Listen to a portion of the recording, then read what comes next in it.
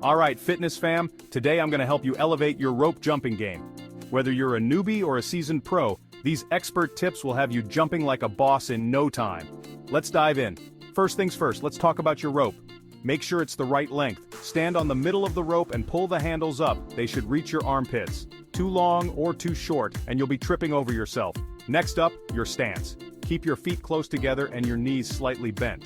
Stay light on your feet and use your wrists to turn the rope, not your whole arms. This will give you better control and save you from tiring out too quickly. Now for some techniques. Start with the basic bounce. It's simple but effective. Once you've nailed that, try the alternate footstep. It's like jogging in place but with a rope. These basics will build a strong foundation. Ready to spice things up? Let's move on to some tricks. The crisscross is a fan favorite. As the rope comes over your head, cross your arms in front of you, then uncross them on the next rotation. It looks wicked cool and keeps your brain engaged. For those looking to level up even more, try double unders.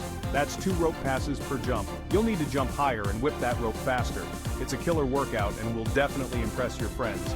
Lastly, remember to cool down and stretch after your session. Your muscles will thank you and you'll be ready to jump back in tomorrow. So, grab your rope, get out there and start jumping.